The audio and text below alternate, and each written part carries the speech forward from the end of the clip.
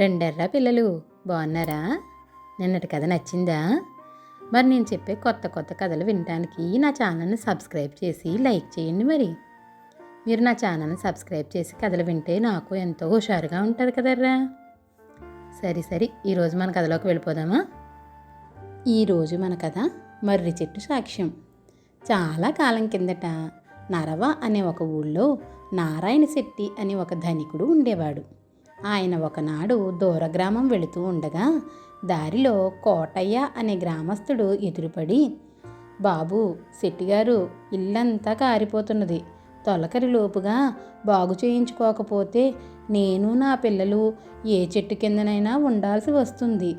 200 రూపాయలు ఇచ్చారంటే ధాన్యం అమ్మగానే మీ బాకీ తీర్చేస్తాను అని ప్రాధేయపడ్డాడు.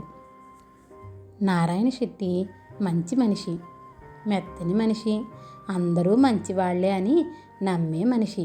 కోటయ్య మాట తీసేయలేక తన దగ్గర ఉన్న సొమ్ములో నుంచి 200 తీసి కోటయ్యకు ఇచ్చాడు.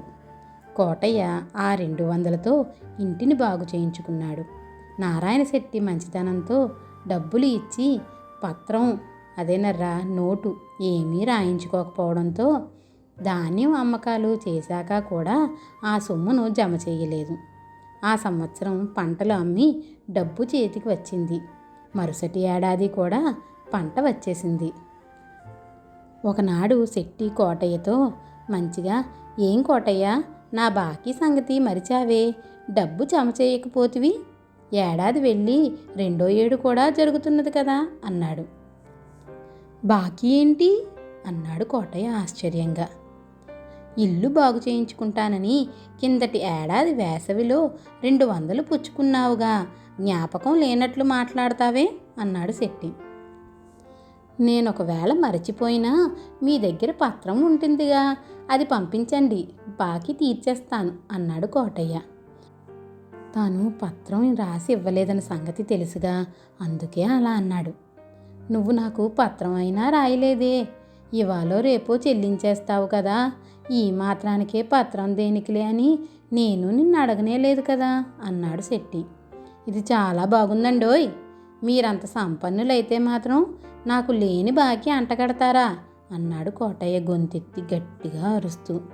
ఆ గోలకు చుట్టుపక్కల వాళ్ళంతా పోగయ్యారు. ఏమిటంటే ఏమిటని శెట్టిని కోటయ్యను అడిగారు. శెట్టి జరిగిన సంగతి జరిగినట్టుగా చెప్పాడు.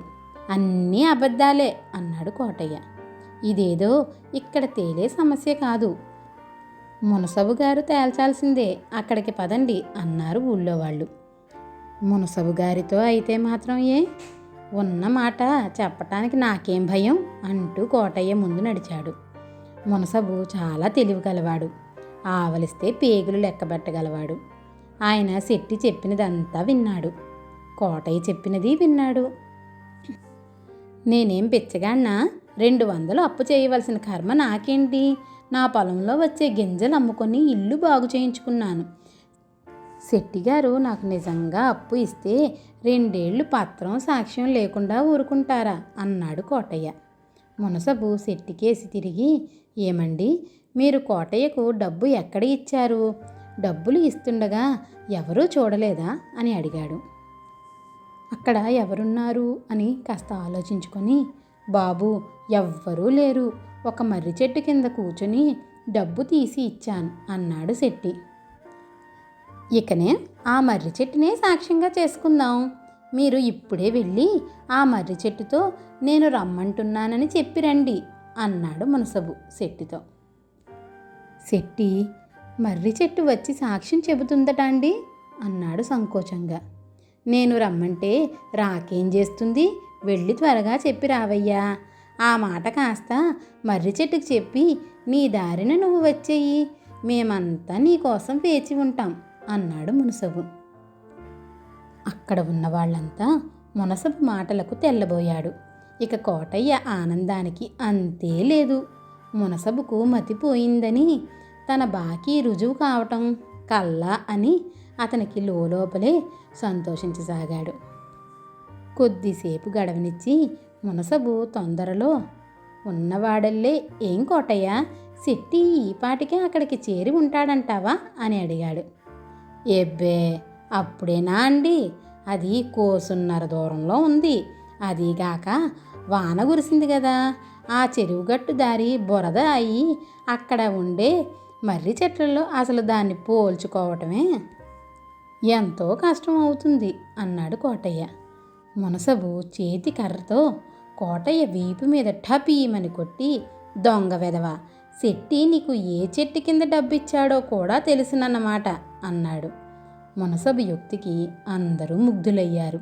కోటయ్య బాకీ ఒప్పుకొని శెట్టికి వడ్డీతో సహా సొమ్ము చెల్లించుకున్నాడు. తను చేసిన మోసానికి సొమ్ము పోగా కోటయ్యకు ఊళ్ళో తల ఎత్తుకు తిరగటానికి కూడా లేకపోయింది. చూసారా పిల్లలు, ఒకరిని మోసగించడం ఎంత తప్పు పను. కోటయ్య అందరి ముందు ఆ ఊర్లో అలా తిరగలేక ఆ ఊరినే వదిలి వేరే ఊరికి వెళ్ళిపోవాల్సి వచ్చింది. మీరు కూడా ఎప్పుడూ ఎవరిని మోసగించకండి. మునసబులా తెలివిగా ఆలోచించండి. ఎవ్వరూ లేని సాక్ష్యాన్ని కూడా మర్రి చెట్టుతో సాక్ష్యం చెప్పిస్తానని చెప్పి కోటయ్యతో తన తప్పు తానే ఒప్పుకునేలా ఎంత చాకచక్యంగా చెప్పాడో. మీరు కూడా ఉన్న పరిస్థితులను బట్టి అక్కడ ఎలా మెలగాలి, ఎలా మాట్లాడాలి ఆచితూచి మాట్లాడాలి. సరేనా పిల్లలు? కథ నచ్చిందా? అయితే లైక్ చేసి షేర్ చేయండి, మరి అలాగే సబ్స్క్రైబ్ కూడా చేయండిరా. పిల్లలు, నా కథలు ఎలా ఉన్నాయో మీరు కామెంట్ల రూపంలో కూడా పెట్టండి. అలాగే మీరు ఎలాంటి కథలు వినాలనుకుంటున్నారో కూడా నాకు కామెంట్లలో పెట్టండి. సరేనా?